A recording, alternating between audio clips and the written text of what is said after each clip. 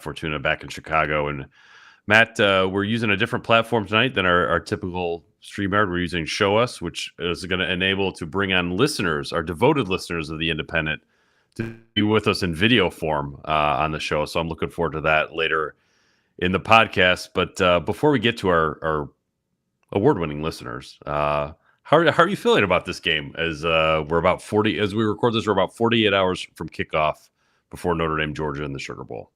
It's funny, Pete. I was going back through the archives to think of previous big Notre Dame playoff games and the feeling and buzz around them, and I found a story I wrote on The Athletic in 2019, basically about how impossible it was to win a national championship if you weren't Alabama or Clemson. And I quoted a Notre Dame fan named Chris Hurley in there who basically said, I go into these games. He was a student when they won it in '88. And he said, nowadays I go into these games thinking, let's just not get blown out. And he's like, I see Julian Love go down against Clemson. And I think, okay, like we have no depth, we're done. And like that feeling, I think, is just so far distant past for Notre Dame fans right now. When you look at this game, that doesn't mean they're going to win. Doesn't mean they're going to blow them out. But you see the Vegas spread. You see the vibes around both programs. I wouldn't be shocked either way, unless it was a blowout. I don't think it'll be a blowout either way. But I absolutely think Notre Dame goes into this thinking they can and maybe should win this game, which is just night and day from, I think, where the fan base and program is used to being in a situation like this. Yeah, that's my big story on The Athletic on Tuesday, because I think that the culturing and building this sense of belief inside the program has been a big part of the architecture that Marcus Freeman has put in place this year. And I think that Notre Dame talked a good game in 2020, but didn't back it up. The way that they played that game, it was sort of celebrating a backdoor cover at the end when I think Michael Mayer scored with less than a minute to go to cover a 19.5 point spread. And I think that, it's from Freeman's point of view, it's going for it on fourth down. Notre Dame has more fourth down conversions successful this year than in Freeman's first two seasons combined. It's playing aggressive man coverage in the secondary. They are, I think, second. They're second nationally in the amount of man-to-man defense that the secondary plays. It's calling all those fake punts. Whether it be the punt at Georgia Tech, the punt at USC, field goal at Georgia Tech, punt versus Virginia, field goal against Indiana that left Kurt Cignetti scrambling to call a timeout, and Marcus Freeman sort of almost, if you could laugh in someone's face from across the field, Marcus Freeman was laughing at Kurt Cignetti's face. That all matters, and I think that's part of the reason why Notre Dame believes it can and will win on Wednesday night.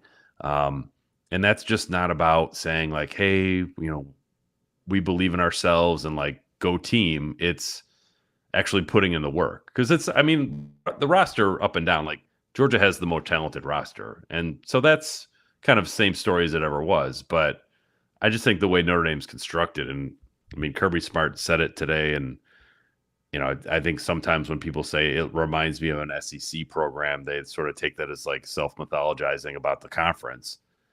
But Smart meant it. He's just like, look, they hit you in the mouth. Their linebackers play really downhill and physical. They're strong on both lines of scrimmage. I don't remember Nick Saban spinning that kind of yarn in 2020, and certainly not in 2012. So I think that's all significantly different from where we were 4 years ago, and certainly where we were 12 years ago. Completely different. And the other part too, is just seeing is believing, and you can mock the schedule all you want. I count these guys out when Benjamin Morrison went down. He was their best player. I thought, how are you going to ever overcome that? Well, they've had a couple of young guys in the secondary who have played phenomenal so far. They've dealt with injuries on the defensive line, a lot of them already. Now, could this be one too many? Yeah, it's very possible with Riley Mills gone. Certainly my perception of this game took a hit, for Notre Dame going into it, knowing that Riley Mills would be out for the season. But they've overcome similarly large injuries so far this season. And the other part of it too is Georgia's starting a first-time quarterback, and maybe that gives them a spark the way it did in the second half against Texas. You're reading a lot of those like feel good, we're behind this guy narrative stories. He drives an old truck. I heard about that.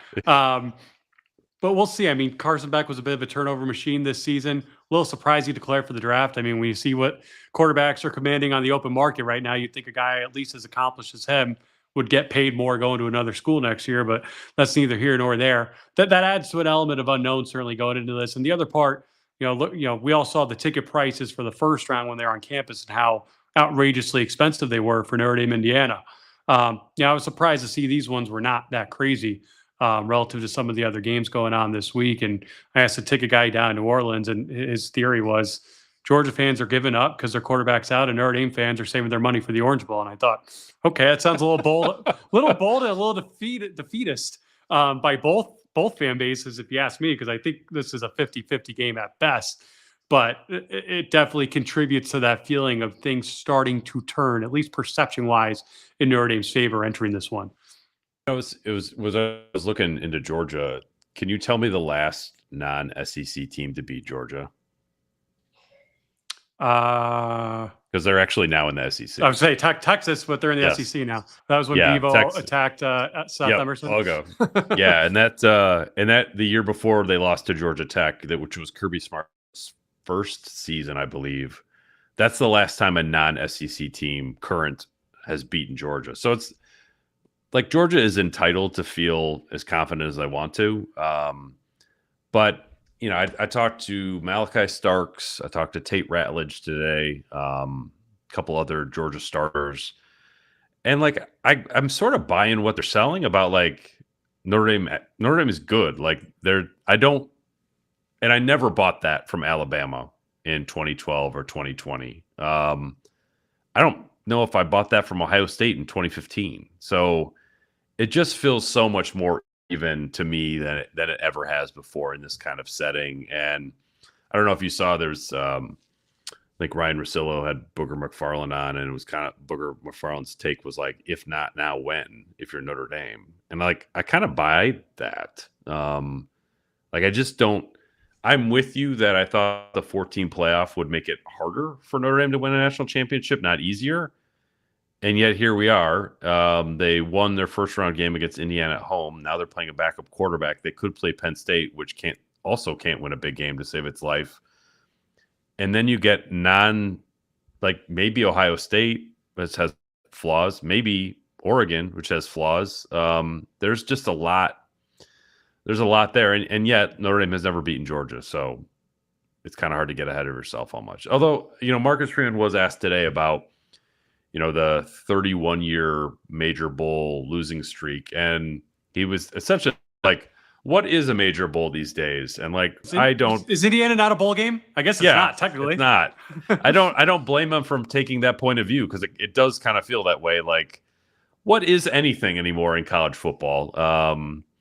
But I do think, if backup quarterback or no, if Notre Dame wins on Wednesday night, it's their biggest win. Certainly it's their most consequential postseason win since they beat Texas A&M in the Cotton Bowl after the 93 season.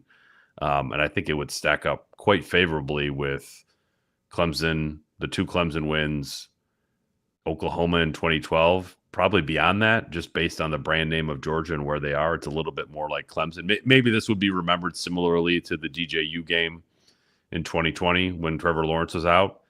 I don't remember anyone at Notre Dame apologizing for that after the fact, nor should they. And I think the same would hold true Wednesday night into Thursday morning if they beat Georgia with Gunner Stockton.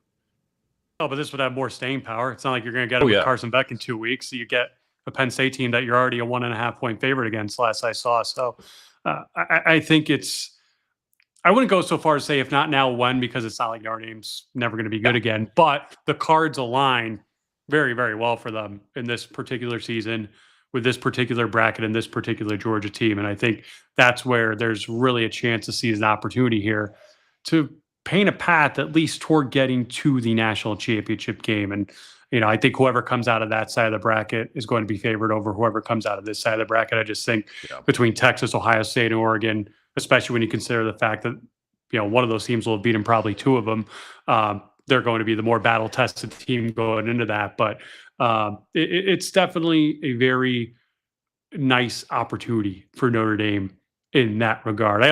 We still had on our friend Bruce Feldman this week as well, and Bruce quoted someone from the Georgia staff saying that he thinks they're going to kill Notre Dame. So I do think you can find tea leaves wherever you want on both sides of this as far as who's going to win this game. I don't think anyone's going to kill anyone. I think they're very, as much as we talked going into the Indiana game about how similar those 2 teams were, at least for how they like to play, I think Georgia and Notre Dame are similar too. This is a Georgia team that has really lacked downfield passing threats throughout the course of the season. The run game, when healthy, has been strong. And I do think with a healthy Trevor Etienne and that big offensive line that seems to finally be healthy, they've got a chance to maybe wear down that Notre Dame defensive line in a way that they haven't been tested so far this season. But again, it's going to come down to, will a new quarterback get rattled or not? Will he make big plays or not? I don't know. I think what we've seen from him is such a small snapshot that it's hard to say because he did this in 30 minutes against Texas, he'll do this or that against Notre Dame. Yeah, he may think twice about putting his shoulder down at the goal line or not putting his shoulder down at the goal line. I mean, Jaden Rashad is his backup. Maybe he comes in and earns $13 million. And the pick that he threw against Texas sort of stays with me in some ways because it was arguably the worst interception I've seen. I thought Riley Leonard's pick against Northern Illinois was bad. This was significantly worse. So that sticks with me. Al Golden against a backup quarterback, done that many times this year already. Come out on top every time. I do think that Gunner Stockton will have a difficult time throwing against Notre Dame, but I'm with you. I think that this is probably the first time all year where if it was a close game in the fourth quarter, I would feel better about Georgia grinding out Notre Dame than Notre Dame grinding out Georgia, which is that's how Notre Dame beat Texas A&M. And I just wonder, without Riley Mills, can you sort of hold up at the point of attack if Georgia's in a position where they can try to grind you out?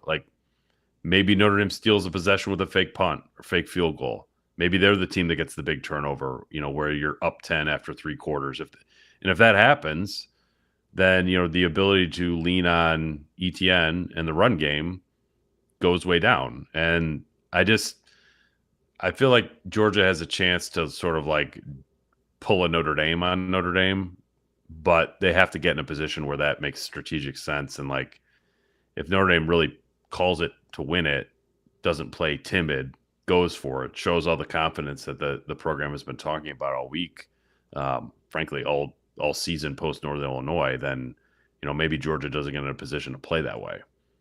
I do think Georgia has advantage in the sense that they've been in those types of games before, and Notre Dame really hasn't outside of week one. The other part of it, like, I just cannot get a read. We know how talented the players are on that Georgia defense, but it's really come and gone all season. I mean, they gave up to Georgia Tech, who Notre Dame destroyed. Granted, without Haynes King, but let's. I don't want to say Haynes King is a poor man's Riley Leonard, but I think he's a worse version of Riley Leonard as far as the way he plays. They ran for 260 yards against Georgia. But a week later, that Texas offense, that run game, which looked unstoppable against Clemson, 31 yards. And they had only 29 against Georgia when they lost them the first time. Like, when these guys decide to turn it on, and for whatever reason they didn't every week, they're really damn good. And if they can do that against Notre Dame's offensive line and at least you're never going to neutralize Jeremiyah Love, but contain him a little bit and contain Riley Leonard a little bit and force him to throw more than they want to, I think that part of it is going to be tough for Notre Dame to overcome. But again, I just don't know, what's the secret sauce for Georgia where they play that way against Texas, but not necessarily against everybody else. I'm not sure. I will say, for whatever reason, Kirby Smart has been at his best this year when this team has kind of been overlooked, particularly that first Texas game. We all, at least me, I thought Texas was going to run them out of the building, and Georgia just sucked the life out of that place. They had us questioning whether Quinn Ewers deserved to keep his starting job by the end of that. So, the talent is there on defense. It's been lacking on offense, and the just complete wild card that is Gunner Stockton, I think, makes this very, very interesting. Yeah. All right, well, let's get to questions. If you've joined us here on the show, you can hit participate, and our producer will bring you to the stage. And it looks like we've got our first guest. And before we get to our first question, just a reminder, we're brought to you by many things, including Roback. You can go to roback.com, use the promo code Irish for 20% off your first order. And we also have a deal with Obvious Shirts where you can get great merchandise like this sweatshirt I'm wearing right now and a number of game-themed T-shirts that are available right now on obviousshirts.com. Catholics versus Canines, Indiana State Champs. Those are now available after the Indiana State Championship. Hoodies were available going into the Indiana game. Lots of great stuff from our friends at Obvious Shirts. Please support the podcast by shopping there, and appreciate all the support we've gotten so far. And our newest sponsor, Future Fans. If you're looking to create memories with your kids over football and teach them the games, Future Fans has activity boxes to help your kids learn how to be better fans. For Notre Dame's next run through the college football playoff, they'll be watching along with you. You can use the activity boxes to learn about all the rules of the game, downs, and figure out how to sort of better understand the sport of football. It's $49.99 at futurefans.com, and you can get 15% off your order with the promo code Irish. Again, Future Fans, activity boxes for kids to learn how to love football just like you. Go to futurefans.com. Activity box is $49.99, and you can get 15% off your first order with the promo code Irish. All right. Hopefully we can get to some questions here. Okay. Well, as far as we sort of queue up our questions here from our listeners, I will say, like, being at Media Day today, that the size element from an SEC school, it definitely still pops up. It still tracks, not at the level, and I've probably joked about this on previous podcasts, about going down to the Sugar Bowl in LSU 2006 and be like, oh my God. 2012 DJ Fluker, largest human being I've ever seen in my life. Yes. That Georgia is quite large. However, the size disparity between Notre Dame and this SEC school is not quite where it was in 2012, and certainly not in 2006, which remains the holy cow, your quarterback is bigger than our defensive end. in the case of Jamarcus Russell. So fear not when the game starts. Well, Notre Dame will be, and this is, I still like, to me, Riley Mills was kind of one of those guys that was like, Georgia would have been like, whoa, okay, that's a big looking dude. Joe Alt, Kirby Lambert doesn't play, but I think he's kind of one of those like, oh man, this is a big looking dude. All right, we've got our first question from Giuliano on the Independent. Giuliano, if you can hear us, go ahead with your question. Yes, sir. I'm a longtime listener. You guys are awesome. I appreciate you guys. And my question is, can Notre Dame finally get the job done? I believe they can, but what's it going to take to finally just get over this hump of the big game? Can we win the big game? Yeah, I think they absolutely can. And I would echo something Pete wrote in his mailbag today, which was, you need to make a winning play or have your coach make a winning move in a game like this in order to pull up what, whether Vegas says it or not, would be a pretty sizable upset as far as the significance of this win for this program, whether that's being aggressive on fourth down, calling a fake punt or field goal at the right time, noticing something in Georgia's scheme that you can take advantage of. You're not going to win this game playing conservative. You're not going to win this game playing scared. You're going to win it by trusting the personnel you have on the field. And I think one of the best things Notre Dame has going for them in that regard is I believe they lead the nation in turnover margin going into this season. And we can talk all we want about Al Golden's defense and how aggressive they've been. To me, the thing that gives me a lot of faith in this offense, despite the lack of a downfield passing game, Riley Leonard's thrown just 4 picks since that NIU game. Right. He's been very, very sharp offensively. Even one of those 4 picks was last week against Indiana, which was a bit of a broken play that ended up meaning nothing. It was early in the game. So I definitely think the ingredients are there for them to do this. Right. I agree. I do agree with that. And I heard Marcus Freeman say today, he goes, it's violence again, which is great. That's got to be on the next shirt. Can't wait for that shirt. Yeah, you're not the first to suggest that. I got to say. Oh, yeah. Domers on domes equals violence. Yeah, I also talked to Pat Coogan about should we get on some 4 quarters of what football? I know that's a big seller as well, but violence has to be our next one. Who knows? I mean, maybe we'll get a shirt creation coming out of Wednesday night. Oh yeah, this will be the biggest win in my lifetime. I've seen nothing but Notre Dame horrors, so I'm believing that this is the time. I support Coach Freeman. I think he's done great. The team's turned around. So you guys do a great job. I love all the content. I listen every week. You guys are awesome. Thanks, Julian. I appreciate you being on the show. Absolutely. Thanks for having me. Yeah, it's funny looking back over. Notre Dame's major bowl loss streak. They're 0-10. I haven't covered all 10 of those, but the average margin of defeat, I want to say, is 18 points. They haven't had many close ones. I think they've had more 28-point more losses than they've had single-digit losses. Yeah, and it's that OK State game looked like it was going to be 28 points the other way in the first half. And even I don't want to downplay, that would have been significant if Marcus Freeman had won a major bowl game in his first game. But I think we would agree that Georgia and Oklahoma State are not exactly the same caliber of resume builder in terms of opponents. Yeah, I think we can all agree on that. Indiana's got to count as a bowl game, no? It's a postseason game. No. It's a postseason game only, not a bowl game. Okay. Can't play a bowl game in your home stadium. You should be able to. Yeah.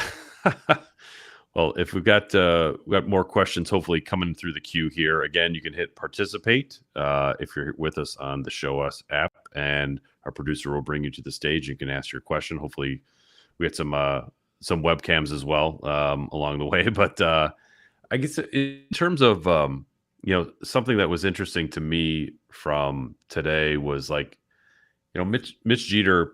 I didn't get a chance to talk to him, but reading sort of through his transcript is that's kind of a sneaky reborn advantage for Notre Dame if what Jeter did against Indiana and going back to what he did as A&M will travel here to New Orleans, because it's they had no confidence in their kicking game for a solid 2.5 months, and now it feels like they're back. Yeah, I mean, they took a step in the right direction. I mean, the one that got blocked was still comically low. And again, yes. I don't say that as a kicking expert, but you could see that from the untrained eye on TV.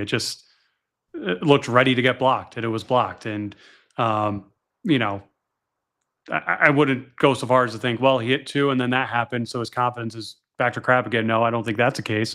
I do think being indoors certainly helps as well for a game like this, but I think some nerves were calmed by what happened in Indiana, particularly the long one at the end of the first half. You got almost a Bronx cheer out of that crowd because they've been waiting to see something positive from the kicking game in that regard. And so I think that was definitely a step in the right direction. I wouldn't go so far as to say it's all the way back and they're fully confident in it. I mean, if they're down 1 or 2 driving late, how close do they got to get for you to be like, all right, they should win this? Like, I just should. It's like if they attempted a game-winning kick with Mitch Jeter, I would feel a hell of a lot more confident today than I would have before the Indiana game. Sure, absolutely. But I mean, how close? If it's from 40, how confident are you? Yeah. All right. Well, I think we might have a question coming up in the queue from Jackson. Hopefully a longtime listener here, but we get him unmuted and ask his question here. There we go. This is okay. Yeah, we'll get to Jackson here in a couple seconds. Definitely an Irish fan based on I'm going to go based on the Boston Celtics Bennett background alone. Jackson, you're with us on the Independent. How you doing? Thanks for joining the show. Hey guys, how's it going? Great. Well, my Irish story, just indulge me for a second. My grandpa was a 1966 champion, Gerald Wisney, and then 2 brothers, a little bit late 90s, early 2000s, Jerry and Andy Wisney. Hey, all right. I was born in South Bend, so I have been raised every Saturday watching Notre Dame football, and it's horrors. I remember it's. They're gonna cry. It's beautiful, but yeah, that horrors works too. This is why this app was invented, so we could see the tears. It's so I like one of my earliest memories was one of my earliest Irish memories that like I remember being absolutely distraught for was the infamous Bush push. I guess my basic question is just like what do you guys think how can we move this, kind of echoing Giuliano, how do we win the big one here? I don't want 2012 to happen again. I don't want that to happen again. How much money do you have on this game? You seem very distraught. Yeah. No, so I bought the CFP RSVP for the national championship game. Okay. So I'm bring my grandpa to that if he gets to make it there. So he'll be in Atlanta. Awesome. So yeah, that'd be awesome. Are you in Boston? No, actually, I'm from there, but like I grew up there. But I'm in Tallahassee right now. So okay, it's a 4-hour drive up to Atlanta if that does happen. So fantastic. Well, I mean, to answer your question about like winning the big one, is like we kind of answered that. Like some of is confidence and play calling and having a coach that's willing to go for it. I mean, I felt like.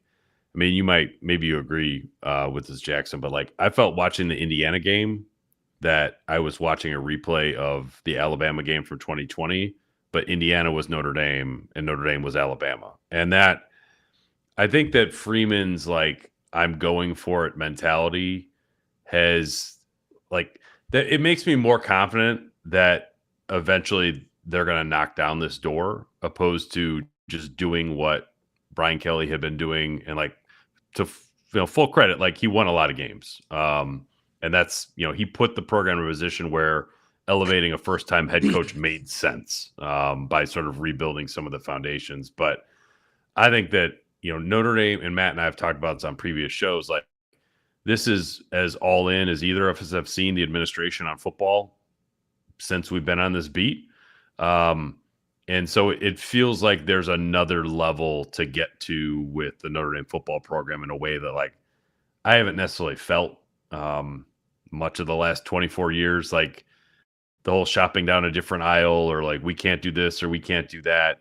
It does feel like Marcus Freeman in combination with Pete Bavacqua and, you know, the board of trustees are significant in this too, are like, no, we're going to go for it.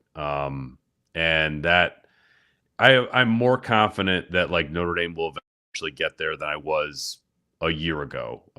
Even though the head coach is the same, I think everything around him has changed at Notre Dame, or much of what's around him has changed at Notre Dame. And to me, that's really significant. Like Notre Dame shouldn't have to wait another 4 years for another chance at this, regardless of what happens on Wednesday night. And that, if I was a Notre Dame fan, that would give me confidence about like where this is going. You know, as long as what we see on Wednesday doesn't look like what we saw in Hard Rock Stadium back in 2012. Just oh, sorry.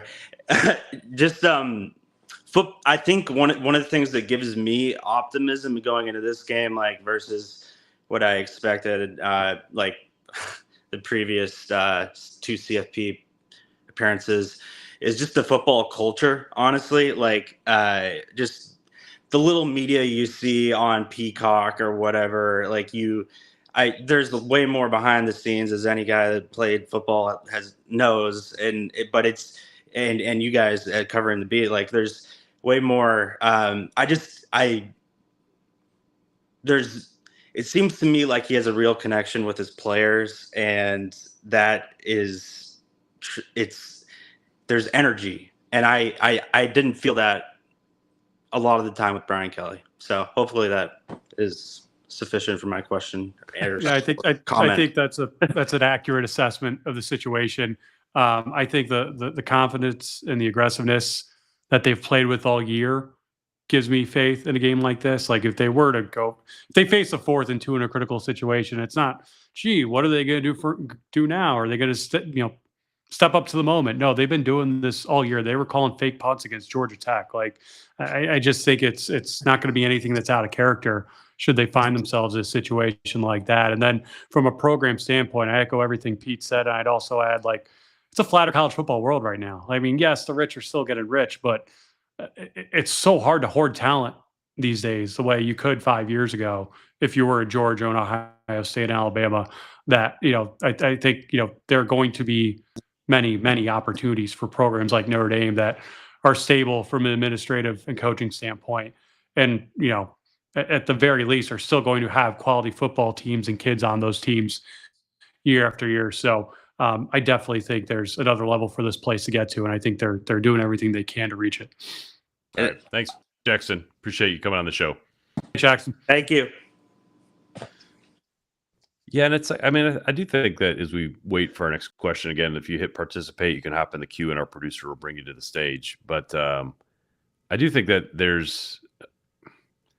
it's like if I was a Notre Dame fan, I would feel more confident about where this is going, opposed to just like, oh man, that was terrible, and we might not get back here again. Like early days of Marcus Freeman, I'm not really sure if that confidence had been earned, but I do think like how he's come through this season, how they've attacked the transfer portal, how they've managed the roster, and like to Jackson's point, I think the give and take with the roster is real significant. So that adds up over time. And I think that's something that would give me more confidence about, where this is all going with Marcus Freeman, which is, hey, isn't that part of the reason why he signed a new 6-year contract last month or earlier this month? No, exactly. Even the transfer portal moves they made have been very, very methodical. Not a whole lot of hoopla around them leading up to them, but they got the guys they needed. Malachi Fields, the minute I tweeted that was coming, someone from that Virginia staff texted me immediately. Great player, even better person. Happy for him. He's a Charlottesville kid. He needs to spread his wings. He'll thrive at Notre Dame. Will Pauling covered a couple of his games this year.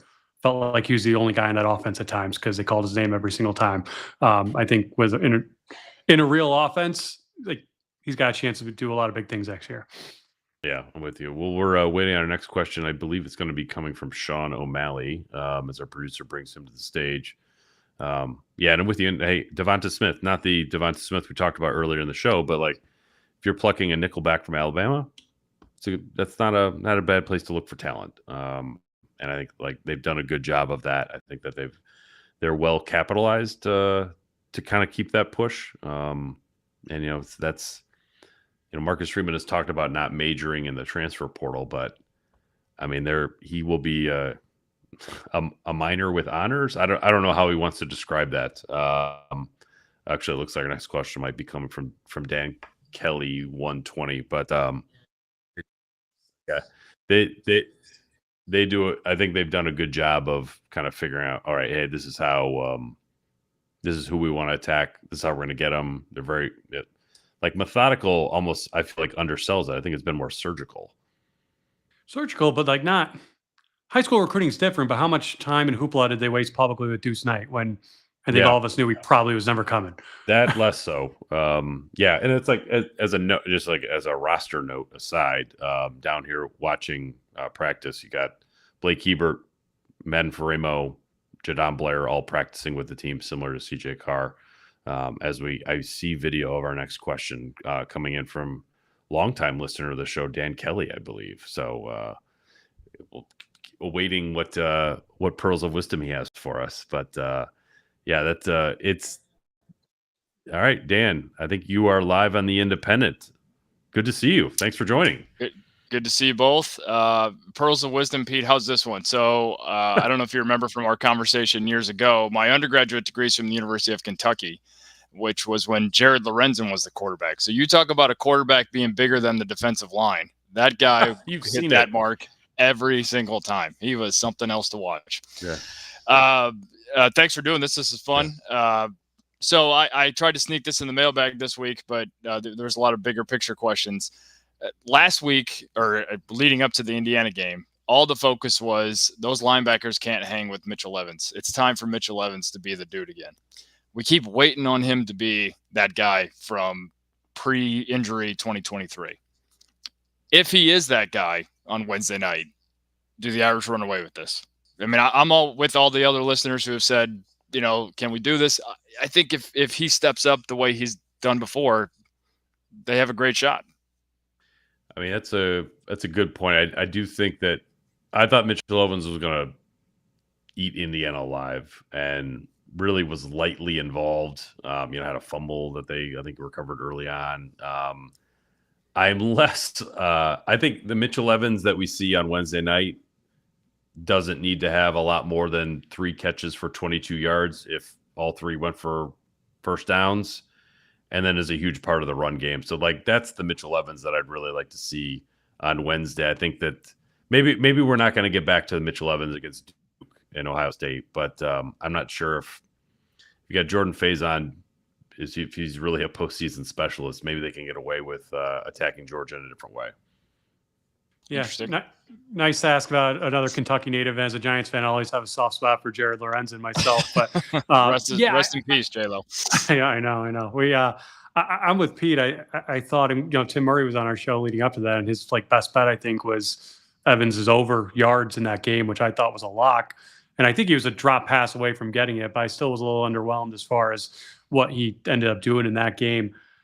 Will we get the Mitchell Evans we saw against Louisville last year, against Ohio State last year, Duke?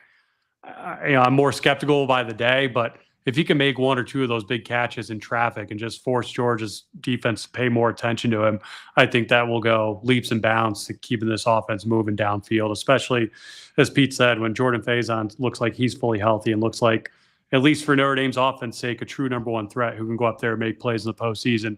That would be a tremendous difference maker. But, they need Mitchell Evans to be Mitchell Evans. No question about it. For sure. I'll also add a quick anecdote. I went up to South Bend this weekend with my family to go to the women's game yesterday, which they just annihilated. What a basketball team that women's team is. But anyway, happened to run into Riley Leonard on campus. It could not have been nicer to my kids. I mean, I'm sure you guys are not surprised by this. Could not have been. Took a picture with them, asked us where we were from. So as if you needed any more reason to root for the kid. He was just so delightful and nice to our family. And so I'm all for him. Always was, but I mean, what a great guy. Yeah, awesome. He is the genuine article. Thanks for coming on with that, Dan. Appreciate you. And thanks for keeping up with listening to the show. We appreciate you for that too. I guess Matt, if you're looking at a difference maker in this game, and it's not outside of Faison and Evans, I mean, obviously it's Love, but like who else is like intriguing to you in this game? For me, it's like I feel like this could be a Jadarian Price A&M type of game where it's like 2 yards, 1 yards, minus 2 yards, 2 yards, 0 yards, 57 yards, and that might be something that makes the difference for Notre Dame. If we're talking off, I would actually go Aeneas Williams just because I thought they used him a lot more than I thought they would in that Indiana game, much more than just a third down back. I mean, I know this is kind of a gimme, but whether it's Bo Collins, Jaden Greathouse, Jaden Tom, I mean, anyone in that Almost receiving doesn't matter, core. right? Right. It doesn't. Just someone, right? Collins has played in big games before, and he made big plays in their biggest game of the season, to his credit, against Texas A&M. But, who can do what Jordan Faison did last week? Because we haven't seen that yet this whole season. Yeah, it does feel like I think Faison is fast enough to run away from Georgia's defenders. And it's been interesting. I talked a little bit to Greg McElroy and Cole Kubelik today.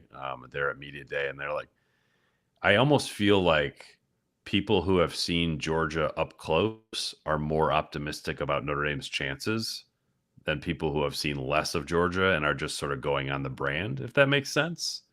It's like Georgia's been. I think we will see a lot of pre-snap movement from Mike Denbrock. I think they're going to try to move Georgia around to get them to misfit runs, and then just hope that when they do misfit it, Jadarian Price is out the other side for 50 yards. Jeremiyah Love is out the other side for 60 yards, 30 yards. I think it's going to be a chunk play run game for Notre Dame if they come out on the right side of this. I'd agree. Sean O'Malley, ready to ask? I think he's coming in the queue got here. Got it. Sir. Yeah, if you've got a question, again, you can hit that participate button. Our producer will get you in the queue and bring you to the stage, and you can ask your question here on the Independent Live as we're waiting on Sean O'Malley here. But, I guess defensively. I was just saying, I would add, I wonder how much, like Cole Kubelik, Greg McElroy, those are SEC guys. Yeah. How much of their, how much are they down on Georgia compared to Georgia teams they've seen the last couple of years? Yeah, and is that the bar there? Georgia had an off-brand year and won the SEC. Right.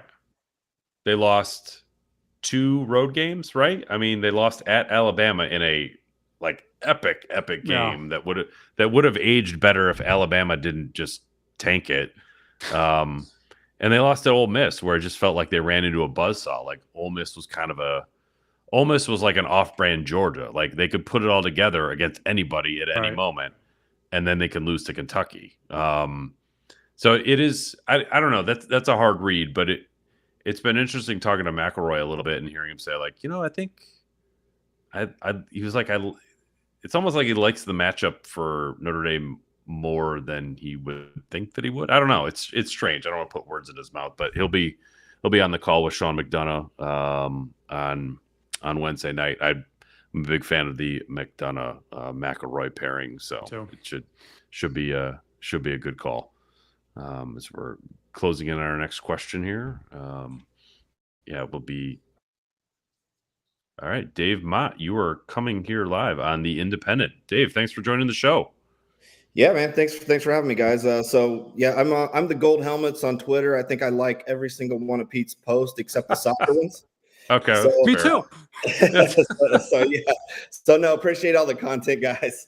I'm live from the Play Like a Champ Lounge, aka my basement. So if you guys are ever looks like you have a nice whiskey collection back there, got Dave. a lot of nice drinks back there. A couple games going on.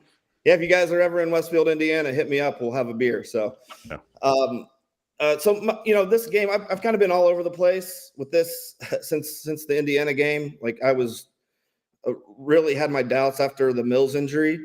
And then I started getting a little more optimistic. And then I watched the second half of the SEC championship game and had some more doubt crept in. But I think where I've landed on this is, Georgia's rush offense, I believe, is in the 80s in the nation, 70s in the nation.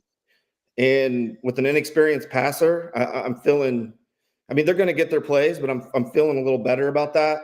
Where I've so that flips me to the offensive side. Like, first of all, do you think Notre Dame's offensive line is going to be able to play 4 quarters of forget you football? And do you think Riley Mills is going to have to hit some plays downfield? Because we hear every week, right? Oh, we're going to crowd the line of scrimmage and play, man your receivers up. Well, how'd that work out for the schedule? But this is Georgia, so do you think Riley Mills is going to have to stretch that defense out a little bit? Nice ball to phase on in the IU game, but do you think you have to see more of that? And more importantly, do you think the offensive line can stand up to Georgia's front? Yeah, go ahead.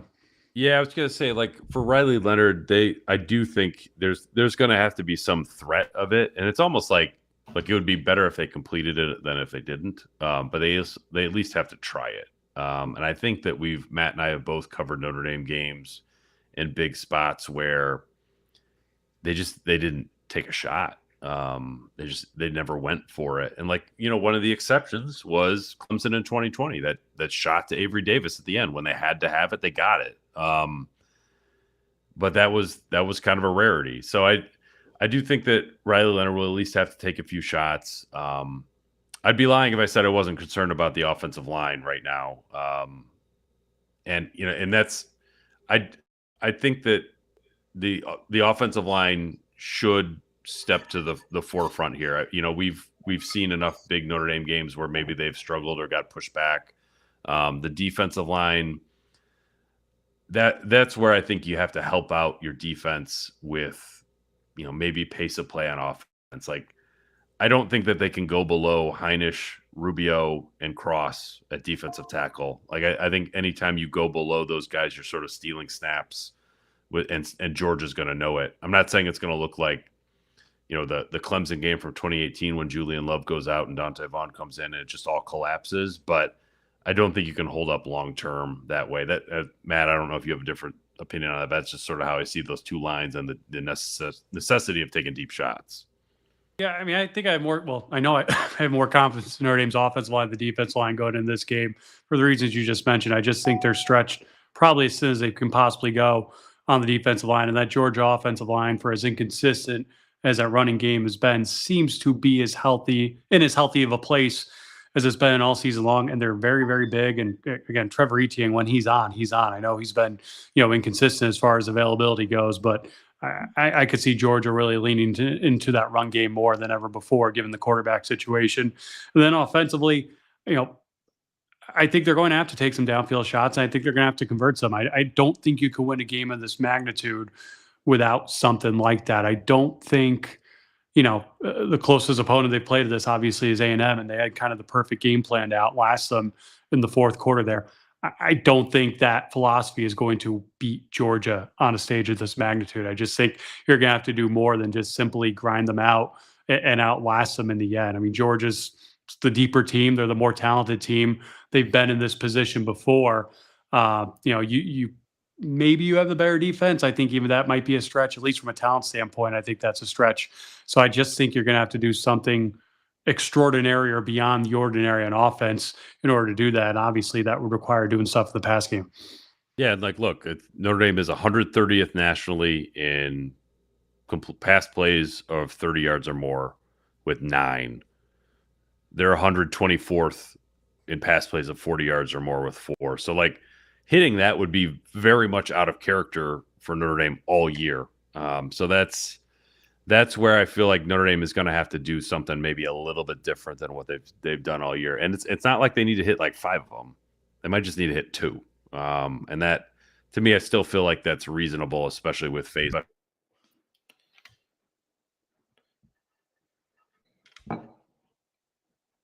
We lost you at the end there with your volume, but I would just add to that. I think you need to make Georgia try to play on their toes a little bit, especially with Georgia being potentially vulnerable offensively with a new quarterback in there. I just don't think you can let them get too comfortable, both from an offensive standpoint and from just a game standpoint of playing with the lead or not playing from behind. I think you need to use your offense to put pressure on Georgia's offense to try to do something that they haven't had to do yet with Gunner Stockton at quarterback. Yeah, guys. So here's to the Mitch Evans breakout game, and let's get a deep shot for Faison as well for good measure. So appreciate you guys. Keep up the good work. Thanks, Dave.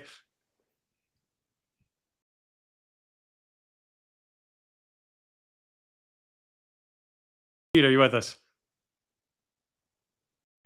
Looks like you said, I think so. We're waiting on a couple more questions to come in here from fans. It's been a fun, interactive experience for all of us. Hope some of you guys are able to make it down to New Orleans. Jealous I can't be there right now. Well, I actually have been there before. It is a very fun city, I can confirm, but I do not.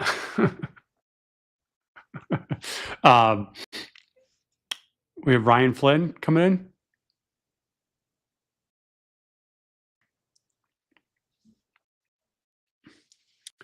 So it's excuse me.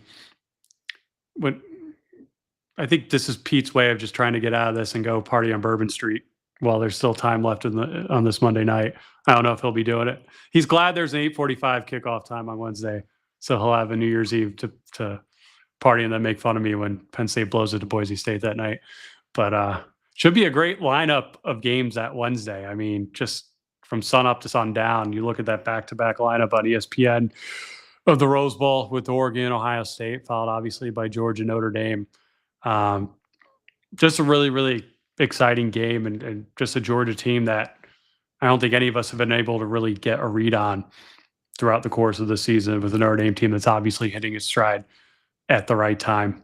But again, I'm sure it'll be wild down in New Orleans this week, all week long, and particularly Wednesday and Wednesday night.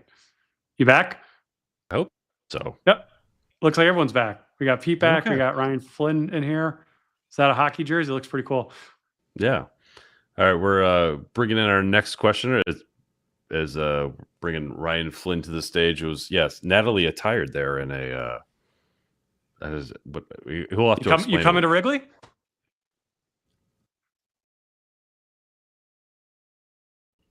Good, He's muted. There we go. Good. Can you guys hear me? Yes. Yep. All right. This is actually Shamrock Series last year with Navy. Bought this right after the game, thinking Sam Hartman was our Heisman quarterback that year as well. Hopefully you didn't hear that from this podcast. I drank a little Kool-Aid probably from you guys, but I was with it as well. Thanks for doing this. This is pretty cool. I guess my question, and I was kind of looking this up as you guys were talking earlier, 2019 against Georgia, 46 rushing yards. Watching them play against Texas both games, it's tough for me to convince myself that Notre Dame's going to be able to, I guess, control the tempo in the run game. I think Riley Leonard helps with that, but I'm a little concerned about, getting in these second and longs, third and longs where you're going to need to count on Riley Leonard to make a big throw. I can't think of a game this year where they've really had to bank on him kind of manning this offense and being the reason we win a game. I guess kind of talk me off the ledge with that one and give me a breakout receiver that you think could show up in a big moment, kind of like we saw with Faison last week. Yeah, I mean, I would double down on Faison because one of the great play calls of the season to me was that throwback screen to Jeremiyah Love against Louisville in the fourth quarter when they needed, like, the offense was not working. And they needed something out of the ordinary, and like Love provided it. And it wasn't like it was an athletic throw. Like I think sometimes we think screens are just easy to dump off. And like that was, if there's such a thing as a big time screen throw, that was it. They haven't really been super effective with that since. But to me, if Georgia's bringing pressure, that would be the one thing that would stick out to me. So if the breakout receiver isn't Jordan Faison, which we kind of know what he can do, maybe it's Jeremiyah Love, maybe it's Jadarian Price. I've been a big Jaden Greyhouse guy all season. It just hasn't happened for him for one reason or the other. So I kind of have to wait to see it before I can bring him up. But I think the screen game might be something that is worth tracking on Wednesday night. Is like, how do we create something seemingly out of nothing? Because more touches for Jeremiyah Love, always a good thing. Right. Ryan, that's an awesome gold watch you're showing off there as well. I got to shout you out for that. But to go to your earlier question, I get the 2019 parallels because of the brands, but one, you're not playing there, which I think is huge. And I think that was maybe as, I don't know if the word contrite and Brian Kelly mix all that well, but that was as like almost apologetic as I've seen him, as far as like, wow, I really didn't have my team ready to play for that environment, which he didn't. And I thought it was inexcusable, frankly, but he kind of did fall on the sword for that one. It looked like a team that was rattled and overwhelmed by the moment and still gave itself a puncher's chance at the end to come away with the win. So that was a good Notre Dame team. I don't think it was nearly as good as this year's Notre Dame team. It was a good Georgia team. I don't think it was as good as this year's Georgia team either, but I do think not playing there on the road, first and foremost, automatically instills more confidence in the offensive line for me. Awesome. Well, appreciate you guys taking this, and let's win one on January 1st. All right. Thanks, Ryan. Appreciate you. Thanks for coming on the show. Before we sort of roll through for our next question, a big shout out to the presenting sponsor of this podcast tonight, and that's Prize Picks. You can make your holidays bigger and brighter with Prize Picks, the best place to get real money action while watching your favorite sports. You can now win up to 1,000 times your money on Prize Picks. Prize Picks is the best way to get action on sports in more than 30 states, including California, Texas, Georgia, and Florida. So if you want to, bet on Joe Burrow's passing touchdowns in Week 18, you can do that. James Cook's rushing yards, you can do that. All the NFL picks, and you can find your picks to make money on Prize Picks. Download the app today and use the code SHOWUS to get $50 instantly after you play your first $5 lineup. That's download the app today and use the code SHOWUS to get $50 instantly after you play your first $5 lineup. That's Prize Picks, and at Prize Picks, you run your game. All right, we get a handful of questions here more in the show here on the Independent. Again, thanks to Prize Picks for being a presenting sponsor of this special video episode of the Sugar Bowl preview. And I guess Matt, you'll be taking this in from your couch back in Chicago as we wait on John Scanlon. The way John is right now. Oh man, this is like one of the great video questions of all time. This is why this app was invented. But it's going to be a cool scene down here. I'll be curious to see what it sounds like on TV, because I thought they certainly the environment at Notre Dame Stadium was awesome against Indiana, and now we're bringing in John to the show. John, you are live on the Independent with what appears to be a home field sweatshirt, which I also like a lot. That's not indeed. Well, also a baby, but yeah, we can. Yeah, also the baby. I do have two domes on domers here with me right now in class of 2046. So we're going to try our best to get him there, but we'll see what happens. But quick question for you guys, and I'll hop off before he starts crying, which is inevitably going to happen, is who's going to be the leading receiver for Notre Dame if you had to bet your house on it this weekend, or on Wednesday, not this weekend? Ooh, I guess I'm saying Faison. Yeah, it's an easy one for me. If you're not giving him any odds on it, I would bet Faison. I could be convinced into like a 20-1 Jaden Harrison type of bet, because I think he's got jets and can get open deep, and he has also had some of the biggest pass plays of the season. There have not been many of them, but I think it's going to have to be a chunk play run game, but a chunk play pass game too. Like I spent a lot of time on like offensive efficiency, probably, but I just don't think this is one game where that's going to apply a whole lot. You're going to have to create chunk plays. So Faison would be my lead pick. If you had to give me odds on it, I'd probably put some, a side bet on Jaden Harrison. Agree with that. I'd add Jeremiyah Love. I think has a sneaky chance to do it as well. Yeah, that's a good point. Like kind of getting back to the previous question about like, how do you create something when nothing's working in the pass game? I think the screen game to Jeremiyah Love could be pretty effective.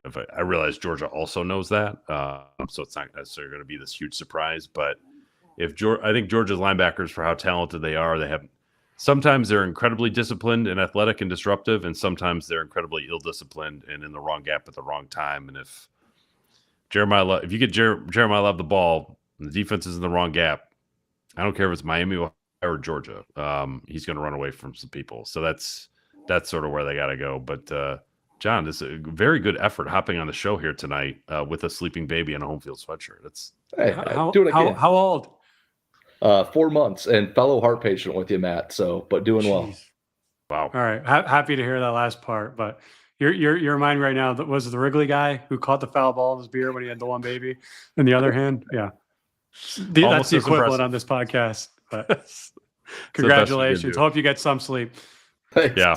Yeah. And don't wake anybody up on Wednesday night, but I think it's probably a losing battle. So sorry for your 4-month-old on that one. All right. Thanks for coming on the show, John. We appreciate you. Thanks, guys. Yeah.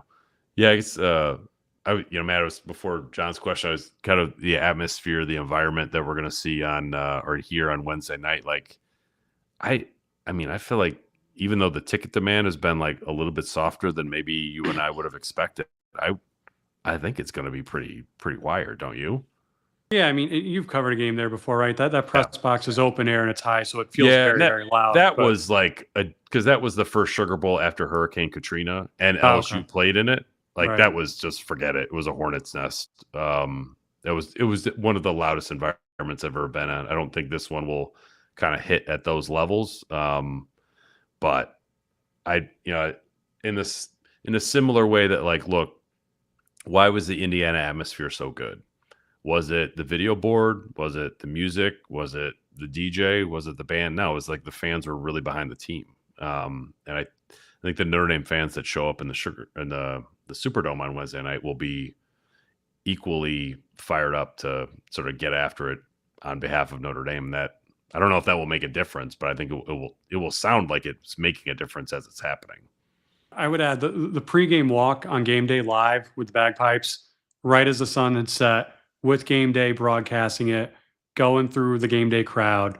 That was like really, really, really cool. I mean, I know all pregame walks are cool, but that one in particular where it basically interrupted the game day broadcast, it was like, that was awesome. Yeah.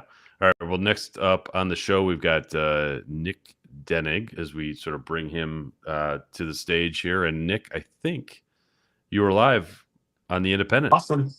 Thanks for having me, guys. I appreciate it.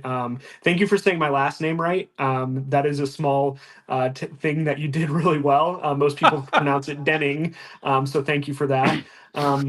Lifelong Notre Dame fan, was born in 95. I am a Bush Push survivor at the age of 10 years old. That's formative. My first. Yeah, really formative. Exactly. Was really predictive of what my Notre Dame football career was going to be like as a fan. So I have 2 quick questions for you, one game day question and then one big picture question. With the defensive line just being decimated with injuries, how crucial will the play of the linebackers be in this upcoming game? And then my second kind of big picture question is, I always had thought of next year as sort of like a rebuilding down year. And the more I think about it, the more I'm convinced that I actually think we're going to be really good again next year from a player development standpoint, just with so many young guys that we have returning, from Faison to Love to the O-line to the linebackers to Adon Schuler to Leonard Moore to Christian Gray. And so I'm curious, what are your guys' expectations, outlooks on the 2025 season from a young player development perspective with all the injuries that have gone on this year? Yeah, I'll go first. Ironically enough, the linebackers are the deepest remaining part of this defense right now after what happened or what it looked like at the beginning of the season. They've been obviously very good tacklers, and it's been a lot more than just the Jack Kaiser show. So I definitely think they're going to have to be, like everyone, have to play their A game to give Notre Dame the best chance to beat Georgia. But it's not a position of concern for me going into this one. They're just going to have to do a little bit more with that defensive line being what it is. As far as next year, I didn't look at it as a bridge year so much as this year. The schedule just set up where it's like, you've got to make the playoff this year. You just have to. And next year's is a lot more challenging. And as we all saw with Miami the other night, like, they open at Miami next year. Miami's probably going to sign a very expensive quarterback after what happened in the second half of that bowl game, because Emory Williams did not look like the answer, and he played so they could find out whether he'd be the answer or not. And that's a very tough environment to play in. You're also playing Arkansas. You're playing Texas A&M. It's a much tougher schedule. So that makes things a little bit, throws things up in the air a little bit more. And the other part of it too, I think we've all kind of assumed, CJ Carr's future. It's going to be CJ Carr next year. Pete, I got to ask you. Yeah, I mean, you just gave the reaction that I thought you would give. Just seeing that press conference today and him, I don't believe him, but him saying, I don't know what my elbow injury was. While I get the gamesmanship aspect of it, that left me with some cause for concern, especially if it's like, if there's what they're saying, hey, we don't need to go to the portal. We've got our quarterbacks on the roster. If the main one has a mysterious elbow injury that snagged him for pretty much a full season now, it makes me skittish. Yeah, I'm with you on that. I feel like, the way that that's been handled or portrayed has been a bit odd to me. If Carr really is 95% and he's closing in, then like that, maybe there's not a reason for huge concern. It's just not the smooth road to the CJ Carr era that I think we would have expected at the start of the season, certainly coming out of the spring game. Nick, on your first question about the linebackers, this could be a huge Drake Bowen game, and it doesn't need to be like Drake Bowen making a lot of tackles. It has to be Drake Bowen blowing up a pulling guard, or just sacrificing his body so somebody else can go make a play. Because I do have concerns that you can get a combination block, and Georgia's gonna have a much easier time getting to the second level against the linebackers when there's no Riley Mills. That's why I get back to like, how many snaps can Gabe Rubio give you, and is 100% of the snaps too many? Because I'm not sure how much you can afford outside of that. He's realistic. You're gonna have to sub him out at some point in the game, but I think that's got to be we're going to empty the tank on Gabe Rubio and not worry about Penn State or Boise State down the road. To your second part about next year being a bridge year, the schedule is way harder, as Matt said. I also think that allows Notre Dame to go 10-2 and be like a CFP contender in a way that going 10-2 this year would not. They have to do something in the portal at defensive tackle. They cannot go into next season with Rubio and Heinisch and then a bunch of question marks after that. So that's a concern. Pass rush, Botello is supposed to come back. Troyer will be back. Like, Burnham back. Bryce Young, I think, is going to be he's a star in the making. Linebacker should be very good even without Jack Kaiser. I mean, I was out at practice on Monday and watching Madden Farimo run around. You're like, this is the most impressive physically looking linebacker that they have. Jadon Blair's out there. He would be the most impressive looking safety that they have right now. That doesn't mean that he will understand Al Golden's defense as a true freshman. I don't want to sort of go down that route, but I think they will have enough guys coming in. And we talked about this early in the show. I know Marcus Freeman doesn't want to say he majors in the portal, but they've done a very, very good job at that in that part of roster building. I don't see why that would not continue. The reason why it wouldn't is because everyone wants defensive tackles. There's a lot of DBs available. There's a lot of wide receivers available. Notre Dame's done, I think, a very, very good job at both. But finding defensive tackles who can play at a CFP level, that is a much harder task. So it's preseason this year. I think Matt and I both predicted 11-1. It wasn't the 11-1 that we thought. 12-0 right here. But 12-0. Okay, yeah. Forever the optimist, Matt Fortuna. Next year, if you asked me to hey Pete, what's your gut feeling? It feels 10-2. A season where there's maybe a couple blips instead of just one. But with the schedule being set up the way it is, that 10-2 could put you in a very good position for the CFP in a way that this year's wouldn't. They would have been out if they finished 10-2. Next year, maybe they'll be in if they finish 10-2. Awesome. Last thing I want to mention really quickly is I'm checking in from Nashville, Tennessee. So the next Shamrock series needs to be in Nashville. Please talk to your sources about making that happen. I'm all for it. They could just rotate between Vegas and Nashville. That would be great. Just have Nashville be earlier in the year, Vegas later in the year. I'm good. I'm good with that. I like the Nashville idea a lot. I lost money on Iowa today in the Music City Bowl, so I'm not really fond of Nashville today. But hey, friend of the show, Clark Lee. We can hang out with him. He can come on a live show and be independent at that point. Nick, thanks for coming on The Independent. We appreciate you. Thanks, guys. Appreciate it. All right, we're our producer's going to bring in a final question for our preview episode of The Independent, and then after that, Matt and I will do our picks for Wednesday night, which I know you're kind of waiting with bated breath as you listen to this podcast. But yeah, it's I mentioned this before Nick's question, but like I'm so interested to sort of see the dynamics in there in the Superdome on Wednesday night, because I think it has a chance to be like kind of one of those like elite postseason games where both fans are getting after it. And like I do think there is kind of, I know mutual respect has like sort of a cliche attached to it with Notre Dame, but like I think Notre Dame and Georgia fans sort of get along pretty well. And when Georgia came up to Notre Dame in 17, yeah, when they came up to Notre Dame in 17, I think Georgia was like, oh, okay, maybe we can do this down at Georgia, and they returned the favor in 2019. So we'll see. I think it has a chance to make a pretty cool environment. As we're waiting on our last question from Charlie, you are live on The Independent. Thanks for coming on the show. Thanks for having me, guys. Can you hear me okay? Yeah. Where are you calling us from? I'm actually calling from LA, but English, London. So, I'm relatively new to college football. My wife, Notre Dame fan. So, I've married into it. I'm almost scared to ask what went down in 2012 after your guys' conversation earlier. We'll send you some YouTube links. You and Pete can go do your own EPL podcast when this is done. That one we can do. But what I wanted to ask was, how does this year's playoff team compare to Notre Dame's playoff teams of the past, sort of from 2020 and 2018?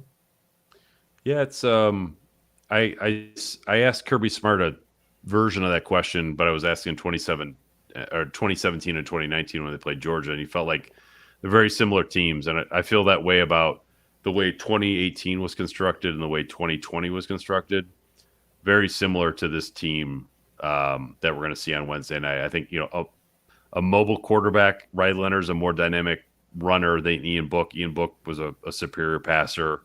I think the wide receivers, by and large, are kind of more developmental.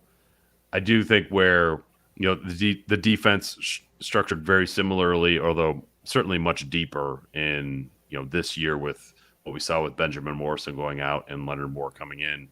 I think that the difference to me is in 2018 and 2020, there was no Jeremiyah Love on that team. And I thought Kyron Williams was great college player. He's turning out to be a great pro player. Kyron Williams, I don't think was like a home run waiting to happen anytime he touched the ball and the way that Jeremiyah Love is. And I think that's to me the difference. And if Notre Dame wins on Wednesday night, we'll probably be talking about like how much faster and how much more team speed Notre Dame has at the running back position than they had in 2018 or 2020 or even 2012. And it's not like Notre Dame had bad players. They just have an elite player in Jeremiyah Love.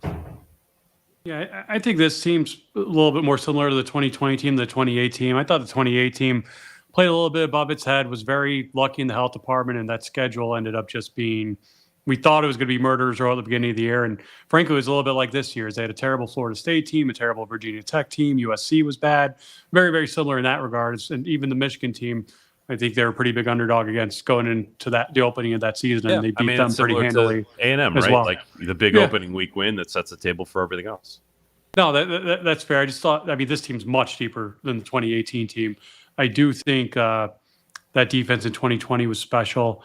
I think the receivers were better in 2020 and in 2018 as well. But this year's team is it's just so much deeper on both sides of the ball. The 2020 team, for whatever reason, I don't know if it was COVID, it was just a weird year in the world.